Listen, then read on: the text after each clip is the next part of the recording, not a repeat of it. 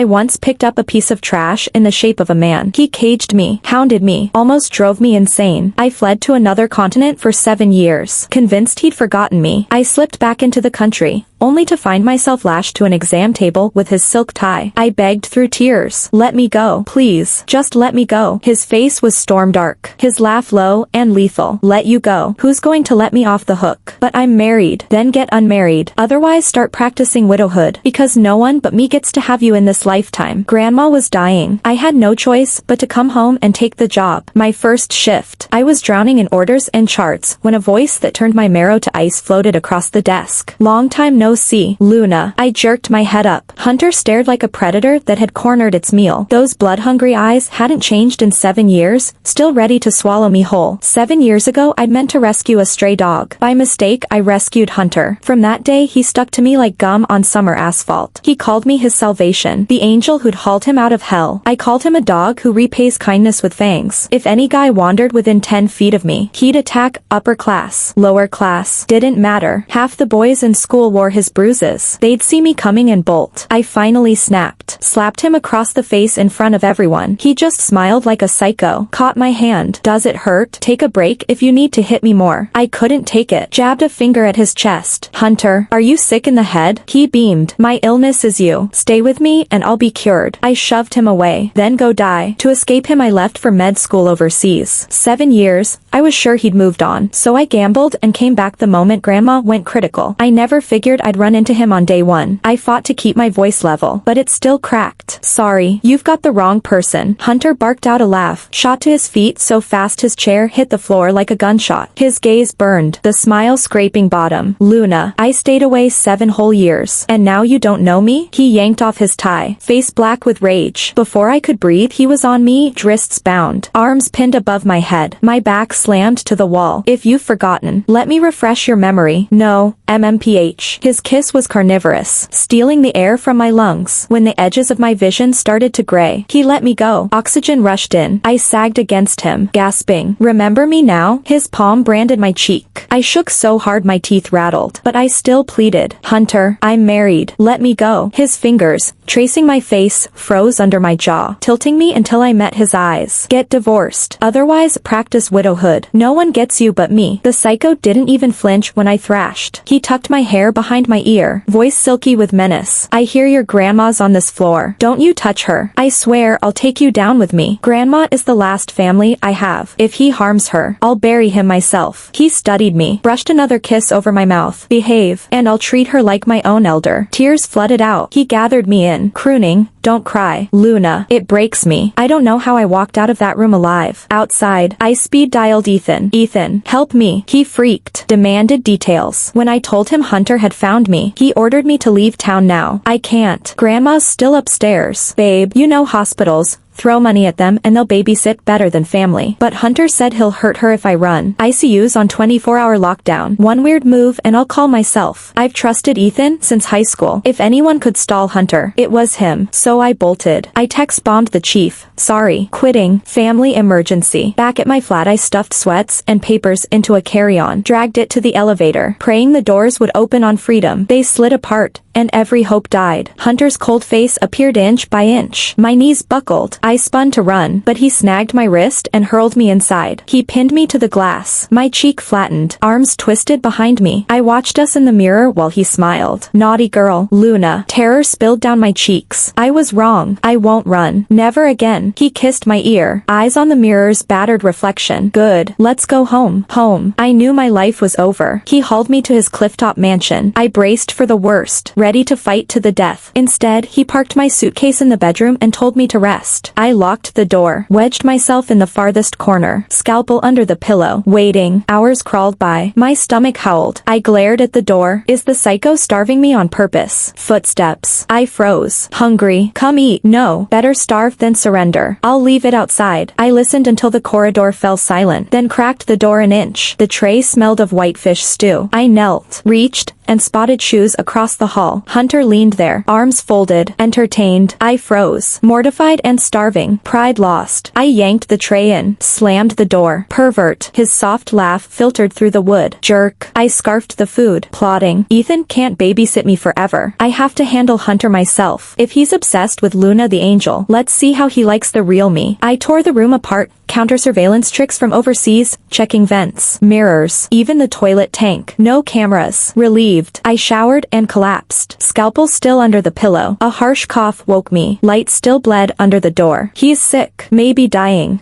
Nah. Cockroaches and jerks live forever. I caught my reflection, hair wild, eyes shot. The picture of roadkill. Evil idea. I ratted my hair more, buttoned my pajamas to the chin, shuffled to his study. His cold eyes flicked up. Surprised. Couldn't sleep. Did I wake you? I kept my tone flat. Sounds like you're hacking up a lung. TB? He laughed, voice husky. Worried about me? I rolled my eyes. Please. If you croak, guess who's suspect number one? He coughed again. Amused. Relax. You'd only move to the top of my inheritance list. My heart stuttered. Great. When exactly are you planning to die? Grandma's bills sure could use that payout. He leaned back. Smile dangerous. I'll only die one way. Which? I bit. He studied me like a leopard marking its kill. Inside you. Heat scalded my face. I spun away. Disgusting. His laugh chased me down the hall. Next morning I announced I was going to work. He didn't stop me, just caged me against the front door. Lifting my chin. Say you love me. Silence. He was insane again. I swallowed the disgust, glaring at him through clenched teeth. Word by word. I love you to death. Love you so much I wished you'd drop dead on the spot. He acted as if he couldn't read the loathing on my face. My performance actually pleased him. He bent, brushed a kiss across my lips, then let me go. The instant I turned, I furiously wiped my mouth. Terrified his lovesickness might be contagious, scared me half to death. Back at the hospital, to save my job, I told Chief I'd gone nuts after a breakup and drunk posted those messages, begging for one more chance. Chief reamed me out, called me reckless, said I'd pulled a death stunt my first week. If I hadn't had solid clinical miles and a scrap of talent, he'd have chased me out with a broom. I kept my head down, didn't talk back, and in the end he softened. One more slip and you're out on your ear. Got it? Yes. Yes. Thank you, Chief. Never again. Relieved. I scrubbed in, shrugged on my white coat, and headed back to the exam rooms. I busted my butt all morning until Ethan swung by and asked if I wanted cafeteria lunch. I reflexively scanned left and right.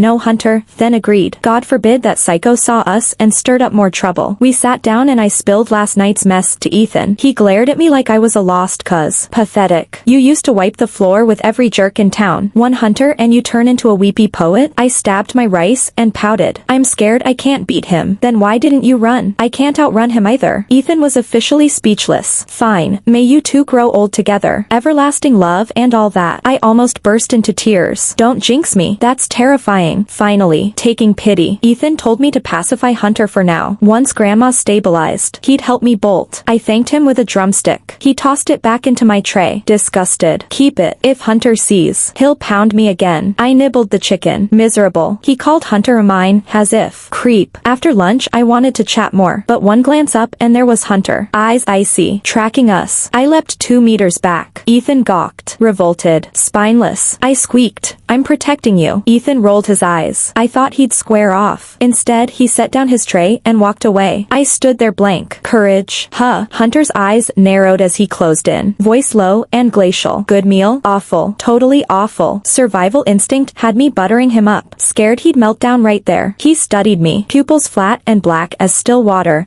Terrifyingly deep. Better be. Without another word he hauled me out of the cafeteria. Where are we going? Nap. I freaked. Soul half gone. Trying to yank free, but his grip only tightened. Behave. A beast lived behind his stare, ready to devour me. I shook, whimpering. I only have an hour lunch. Too short. He snorted. Quite the expert. Knows an hour isn't enough for me. He stopped, thumb brushing my lower lip, restraining himself. Be good and I won't touch you. Otherwise you know how crazy I get.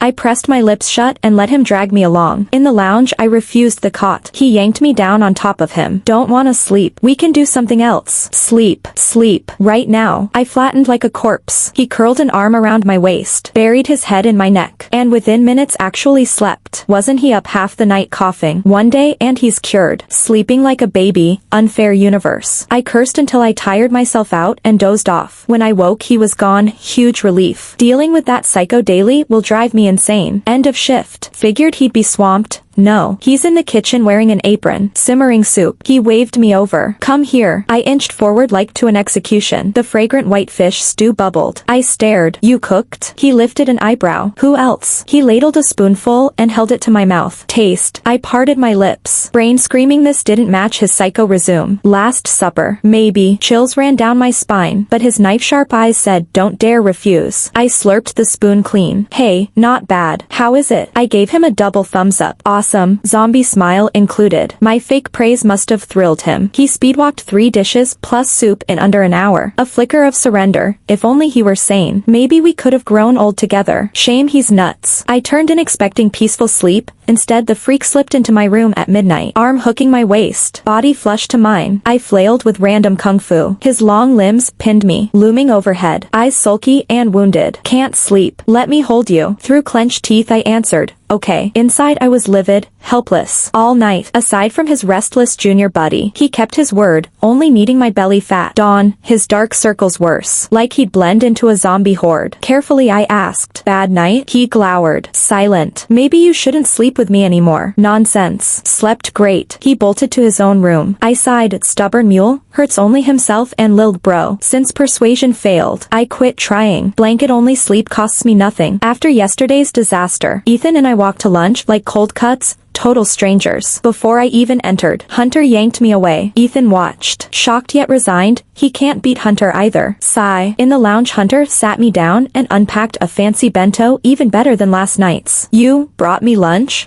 You said cafeteria food sucks. Mine doesn't. Shock. His brain finally rebooted sane. Nice. He handed me chopsticks. I demolished every bite, ending with a burp. He leaned back, smirking, watching me the whole time. Honestly, minus the psycho factor. With that face and body, I'd have pounced on him already. What a waste. Before we left, nurse walked in. She paused, gaze ping-ponging between us, then smiled at me. Your boyfriend. Cute. Under his terrorist threat I nodded, forcing a grin. Yup, he's my boyfriend. Hunter's smile widened. Mission accomplished. Nurse, all excited, stepped closer. Great taste. You two look perfect together. I stared at her, tears in my eyes. Perfect with Hunter. What karmic crime did I commit? Just because I'm pretty. I'd rather be ugly. But I dared not say it. One wrong word and he could literally kill. As nurse was leaving, a young nurse burst in. Luna, your grandma's taken a turn. Code blue. What? I sprinted, panic choking me. Outside the door I found Ethan already scrubbed in, walking toward me. I ran, tears streaming. Ethan, hands sterilized. He didn't touch me. She'll be okay. Breathe. Then he disappeared into surgery. I stood there feeling my heart squeezed to bursting. Hunter carried me to a chair. Don't cry, Luna. Grandma won't leave you. I hid my face, sobs leaking through my fingers. He held me, rubbing my back, until an hour later Ethan emerged, face grim. Surgery worked, but she'll be in agony unless we get a top-tier drug only the feds stock. Brace yourself. She might survive only to suffer endless post-op pain. I clutched my chest, bawling. We saved her life. But is a life of torture worth it? My knees buckled. Hunter hugged me, murmuring, I'm here. His voice sparked hope. Right, he's Riverdale's king capitalist. He must have strings to pull. But the plea stuck in my throat. He wiped my tears. Stop crying. Wait here. I need a phone. He stepped into the hallway, watching his back. For once I felt lucky to know him. 10 minutes later I accompanied Grandma to the ICU. Hunter returned, ruffling my hair. Medicine arrives tomorrow. Really? He smiled and stroked my cheek. When have I ever lied to you? True, he might be crazy, he might be wild, but he really had never lied. Every promise he'd made had come true. For a second I had no idea how to face him. I lowered my head, too scared to look into his eyes. He just tucked me gently into his arms. I'm here. Grandma will be fine. That single sentence smashed the dam in my eyes again. This time I was the one who hugged him first, crying in his arms for a full hour before I stopped. He even teased me, saying if I kept bawling, the legendary weeping woman would lose her crown to me. I smacked him in mortification. No real force, so he caught my hand and pressed a kiss to it. Don't hit. Your hand will hurt. This time his same old line didn't disgust me. Instead, I thought the guy was kind of adorable. I figured I couldn't be far from bonkers myself. After Grandma took her new medicine she looked lighter, almost buoyant. The agony that had twisted her face eased, and a real smile finally surfaced. When Ethan finished applying it, he pulled me out of the room. Brace yourself. The surgery bought time, and the meds dull the pain, but she's running on fumes, 3 months at most. almost 3 months. My knees buckled. I grabbed Ethan's hand. Ethan.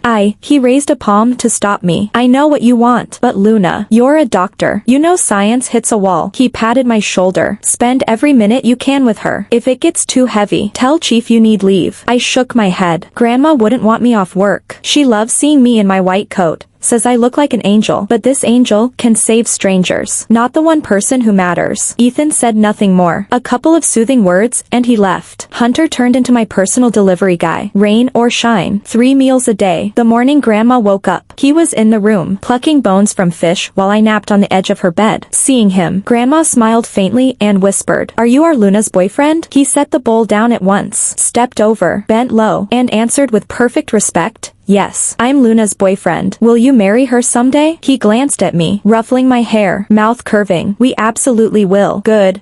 Once you wed, I can stop worrying." Her bony fingers found mine, squeezing with reluctant tenderness. Those last 3 months she was obedient as a child. Shots, even the gelatin capsules she loathed, if I held her hand she swallowed them. I kept my face steady, then whirled away so no one would see my eyes burn. Hunter wheeled her outside for walks. I watched from the glass wall, tears on my cheeks, as the two of them laughed and chatted. Ethan came out of the oar and stood beside me. "Quit crying or Grandma will trade you for him." That earned a soggy laugh.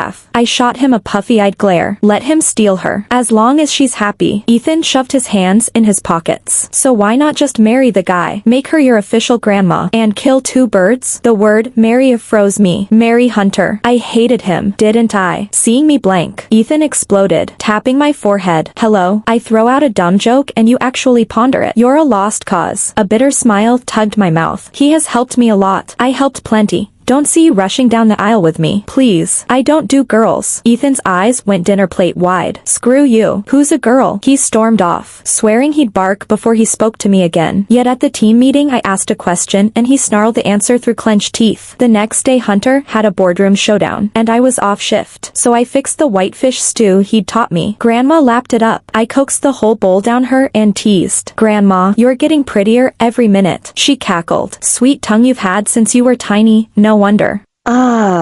Hunter spins in circles for you, eyes glued to your every move. I didn't seduce him. He glued himself. She pinched my hand. "Stop teasing him. Love goes both ways. Look after him. Hear me?" I pouted. "Traitor, I'm your blood. Remember?" Yes, my real granddaughter. If he ever bullies you, Grandma will haunt him from the afterlife. Knock on wood. No haunting talk. She laughed at my frantic spitting. A medical girl believing in jinxes. "You're worse than this old granny. Call it metaphysics. Grandma wouldn't understand." That cracked her up again. When the bowl was empty I stood. "I'll wash up." She nodded, eyes soft, tracking me all the way out. 2 steps down the hall the nurse pushing the med cart past me, heading toward Grandma's room. I just reached the alcove to rinse the dishes when the nurse burst back out. Luna, your grandma, come quick." The bowl slipped and shattered. I sprinted. Grandma lay slanted against the mattress, one arm dangling, lifeless. My shoes turned to lead. I couldn't move. Ethan dashed in, torch in hand, checking pupils and carotid. Confirmation. A sigh, a head shake, and he scrawled the time of death. He looked at me. I stood like a puppet. Would she still be here? Hunter arrived to find me mechanically wiping Grandma's body, refusing anyone access. He knelt, tugging my wrist. "Luna." I stared, eyes burning. I think my tears are broken. I used to cry over a pinched finger. Now I couldn't squeeze out a drop.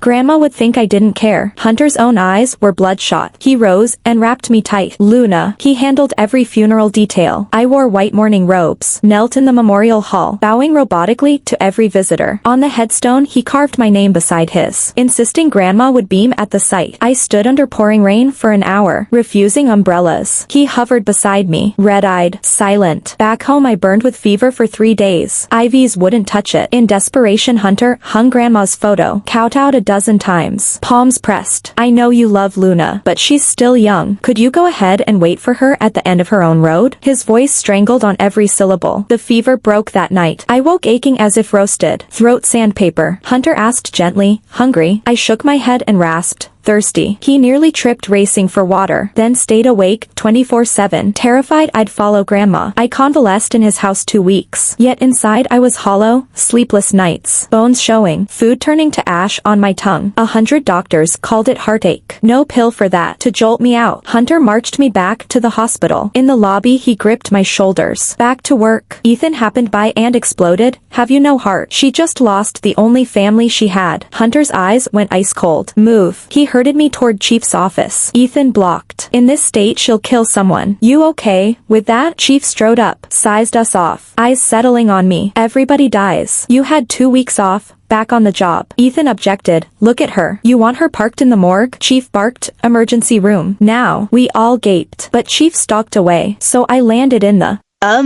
At first my muscles and brain lagged. Then a gurney exploded through the doors. Little girl. Blood everywhere. The staff shouted, bag her. Pressures. EKG. Type and cross. Pump the blood. Each barked order stitched my soul back into my body. The rhythm came home. 3 straight days. No sleep. No pause. The night Hunter came to pick me up I crashed into his chest. I'm so tired. Hunter. He guided my head to his shoulder. Kissed my hair. Then sleep. That night Grandma visited my dreams. She ran up beaming. Yesterday a little girl wanted me to walk with her. But when I heard you calling, a light lit behind her. I turned her around and we followed the light back. Later, they came to a river. She put the little girl in a boat and sent her back. When I heard that, I wrapped my arms around Grandma and sobbed. Then why didn't you come back in the boat with her? How could you be so heartless and leave me? Grandma stroked my head and smiled. The boat was too small for 2. Grandma's old. It was my time to go. She was still little. I had to see her across. After that she called me an angel brave enough to snatch people from the king of hell, and said she was proud of me. In the dream I cried a wretched mess. When I woke, Hunter's eyes were red again. He pulled me into his arms, kept calling my name, kissing me, begging me not to leave him alone. I wiped my tears on his shirt, shifted to a more comfortable spot, and answered, okay. After that night my spirit improved every day, and my weight crept back to what it used to be. Hunter, though, grew busier. More than once the driver came to pick me up after work. I sat in the back seat and, bored, asked the man a few questions. Is he tied up lately? The driver gave a wry chuckle. A little. Something's gone sideways at the company. Caldwell's going to be swamped for a while. I wanted to ask more, but each time he started to speak he clamped up, so I let it go. Instead, I pulled out my phone and skimmed the latest on Caldwell. I almost wished I hadn't. The infighting was brutal. All those uncles and older cousins Hunter had crushed before were stirring again, angling to seize power. This time Hunter seemed determined to bury them for good, and the moves he played were harsher and more final than the last. I was bent over the headlines when the car jerked to a stop. I looked up.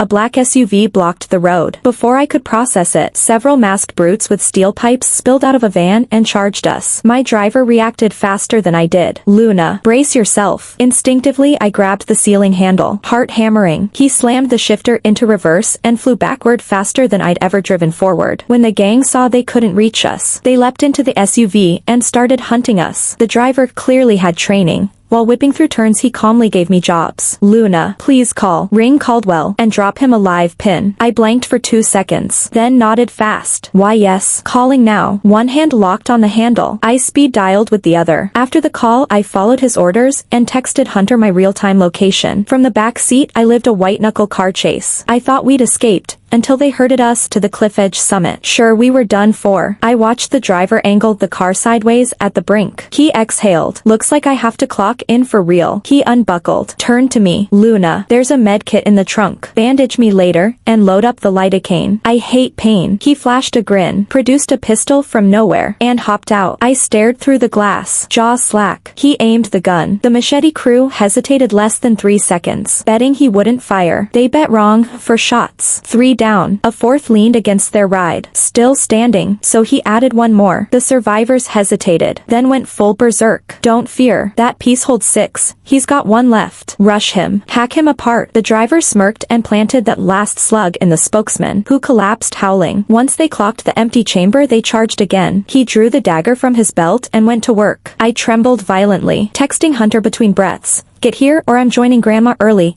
10 endless minutes later Hunter's car screamed up the hill. By then the driver had taken 3 deep cuts, blood streaming down his back and flank. Hunter sprang out, hauled the injured man aside, and waited in bare-handed. One assailant swung a blade. Hunter floored him with 2 punches, face pulp red and unconscious. The remaining pair met the same fate, features rearranged, lucky to be breathing. Then the last downed a thug, feigning defeat, stabbed Hunter in the side while his back was turned. Blood spurted. I shrieked, sanity snapping. I grabbed a steel pipe and cracked the attacker's skull. He dropped. Hunter sagged into my arms, frantic. I stripped off my coat and pressed it over the wound, forcing him flat. Save your breath for the OR. I snapped before he could speak. I sprinted to the trunk, hauled out the kit, cleaned, clamped, medicated, wrapped, muscle memory on autopilot, then used the leftovers on the driver. The ambulance arrived fast, whisking both men away. Under the red of surgery light I wilted to the floor, drained. Chief and a fellow attending took the lead, adjusting tactics as new bleeds appeared. Once every vessel was sealed they exhaled. Suddenly Hunter's monitor went haywire. Chief sent a nurse to fetch me. He's crashing, massive internal bleed, consciousness fading. Yell something, anything. Keep him here. They'd dosed enough analgesic. Pain wouldn't drown him. Panicking, I seized his hand. Hunter, wake up, please. Hunter, nothing. He lay as still as Grandma had. I was terrified he'd slip away the same way. Chief barked, not working, hit him where it hurts. I racked my brain. He had billions. What could wound him? The heart trace dived. Chief snapped. Tell him if he dies you'll marry someone else on the spot.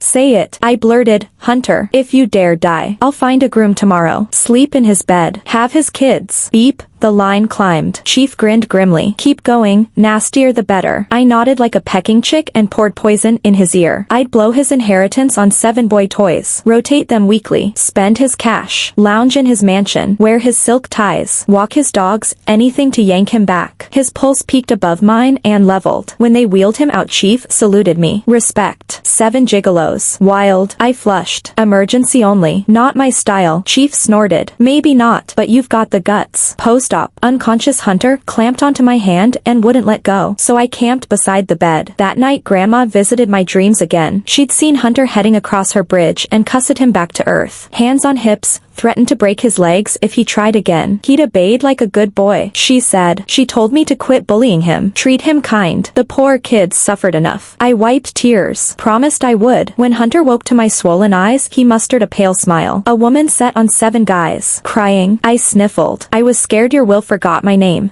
No cash for my 7 studs. He laughed weakly, pinching my cheek. Big words, wishing me dead again. I stopped the second you opened your eyes. I buried my head in his hand and bawled. He stroked my hair, helpless to hug back. 2 days later the driver appeared. I felt awful. After fixing Hunter I'd only patchworked him. He laughed it off, understandable. I'm not his girlfriend. Hunter told him to scram. He refused, claiming Hunter owed him dinner. From their banter I learned he wasn't a chauffeur, but SWAT. Hunter's uncles had targeted me, paid for a green light at the precinct, and assigned SWAT as my undercover bodyguard while gathering evidence. Hunter stayed hospitalized a full month. During that stretch Caldwell's stock nosedived and the uncles launched a boardroom coup. Silently Hunter bought 80% loyalty. The day they convened the boardroom showdown to depose him, he stormed in and dismantled them one by one, using my near kidnapping. He then sent the whole clan to prison stitching license plates with Caldwell's stable. He tried signing all his shares over to me. I refused. My luck's not tough enough. I'll get assassinated. He pulled me onto the couch and kissed me. No one will touch you. If they try, I'll kill them first. I flicked his forehead. Could you quit the kill talk? We have laws. Be civil. He tightened his arms, lips brushing my neck. Civil to the world, not to anyone who hurts you. Then he conquered me, devouring every inch. Exasperating, and I finally, truly, fell in love. Maybe Chief was right. When a lunatic meets a fool, sparks fly, and I'm the fool.